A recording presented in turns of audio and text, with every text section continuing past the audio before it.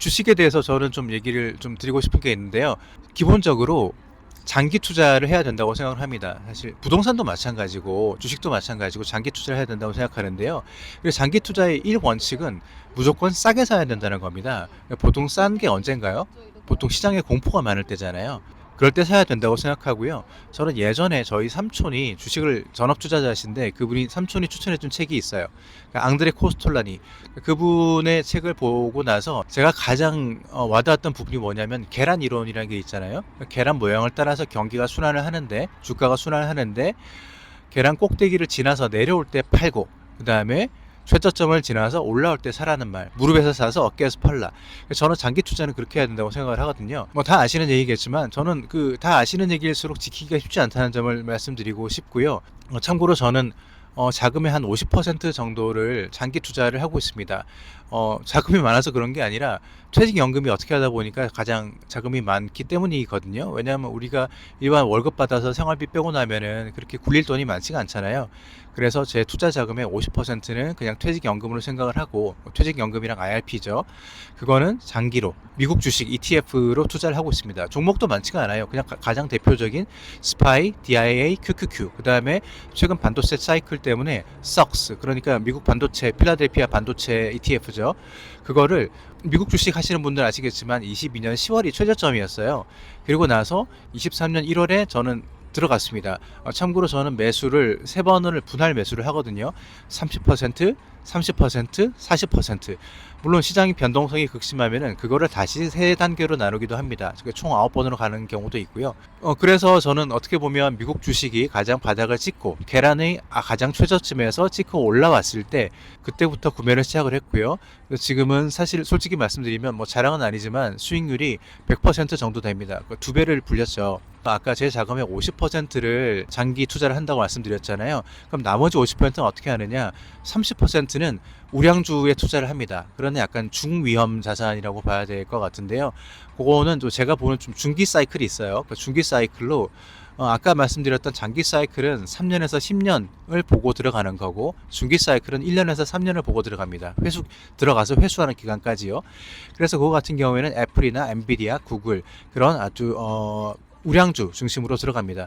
제가 말씀드린 주식들은 무조건 장기 우상향하는 주식을 말씀드리는 거예요. 아까 ETF 같은 경우에도 제가 중국이나 다른 나라를 안 들어가는 게 장기 우상향하는 나라의 주식만 들어갑니다.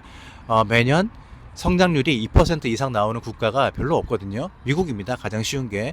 그래서 미국에 제가 ETF를 투자를 했던 거고요. 그 다음에 이 주식도 마찬가지로 장기 우상향하는 주식만 보고 있습니다. 그런 식으로 해서 30%를 운용을 하고, 자, 그러면은 전체 자금의 20%는 어떻게 운용을 할까요? 그거는 공격적으로 들어갑니다. 레버리지 투자를 하기도 하고, 인버스를 하기도 하고, 그 다음에 각종 모멘텀 투자를 하기도 합니다.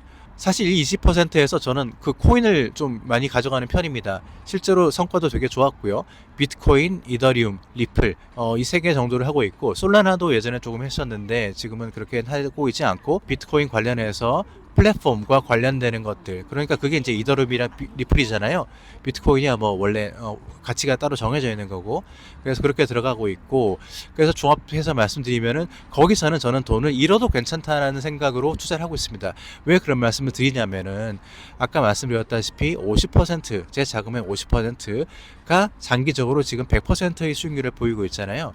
그렇게 되면 전체적으로 돈을 벌고 있기 때문에 그 20%에서 조금 까먹는다고 하더라도 저는 팔지 않습니다.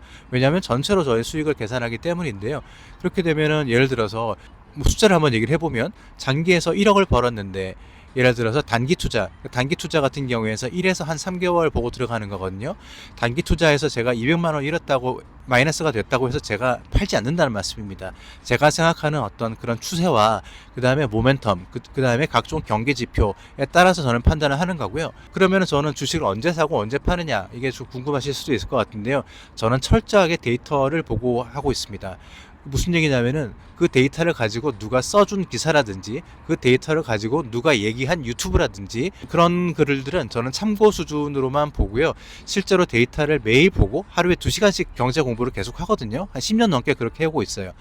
그리고 나서 각종 경제 지표들, 금리라든지 환율이라든지 미국 달러 인덱스라든지 그다음에 미국의 통화량이라든지 여러 가지 그런, 특히 최근 같은 경우에는 금이나 뭐 미국 10년물 국채 같은 것들이 되게 중요하죠. 그다음에 정말 최근 같은 경우에 유가의 흐름도 중요하고, 유가라든지 인플레이션이라든지 연준이라든지 그런 것들이 정말 저는 중요한 것 같고요. 그래서 사실 주식 공부를 많이 해라는 말씀 하시잖아요. 저는 책 보고 하는 공부가 중요한 게 아니라 이 마켓 공부가 제일 중요하다고 보거든요. 매일 마켓 공부를 해야 된다고 생각을 합니다. 그리고 매일 데이터를 보고 이 데이터가 나왔을 때 그게 실제로 주식이 어떻게 움직이는지, 그 다음에 이때 내가 팔았을 때 어떤 결과가 나오는지, 이때 내가 살 때 어떤 결과가 나오는지, 그런 것들을 꾸준히 기록을 해놓고 하면은 결국 한 10년 정도 되니까, 사실 한 5년 정도, 3년 정도만 해도 감이 좀 생겼던 것 같고요.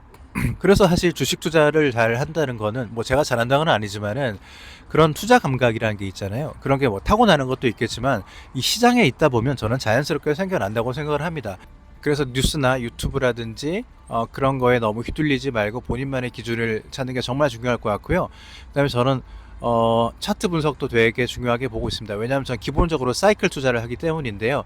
제가 보는 사이클은 주식이 사실 그 심리적인 부분이 되게 강하잖아요. 그래서 RSI라고, 그래서 그 매수 강도, 매도 강도를 따지는 지표가 있습니다. 그래서 저는 거기다 조금 더해서 스토캐스틱 RSI라는 그런 차트 분석을 많이 하고 있고요.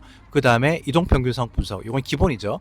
그 다음에 거래량 이라든지 그런 것들도 다 종합적으로 봐야 됩니다. 본인만의 차트 분석과 그 다음에 본인만의 데이터, 그 다음에 각종 경제 지표, 그런 것들에 대해서 하다 보면은 본인만의 감이 오시고, 다른 기사나 다른 분석을 봤을 때 이건 아닌데 하는 본인만의 관점, 본인만의 통찰이 생긴다고 생각을 합니다.